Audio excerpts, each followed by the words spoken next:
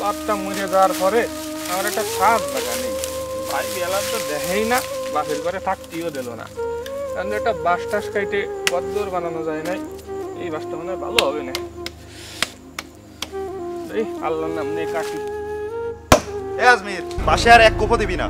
এই বাস বেচা হয়ে গেছে, এই বাস কাটার অধিকার তো তোর নেই। বুঝতে পারিস না বিষয়টা? কেন বাপ মরে গেছে বলে খাইয়ে বইছো? বাপ তোমার একার, আমার বাপ না।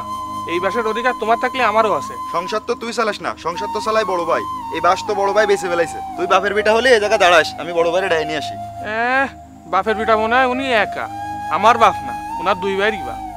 বড় ভাই চলো দিন ওই জায়গা। তুই থাম, বাসটা কাটবে কি ওর ইচ্ছা মতন নয়, আমি দেখতেছি। রাজমির, বাসার এক কোপ দিস না। কেন বড় ভাই? বাস হচ্ছে বাপের, জাগাও বাপের। আপনারা দুইটা বাস পালি, আমিও একটা বাস পাবো। জাগা তো আর আপনার নামে লেগে দিয়ে যায়নি।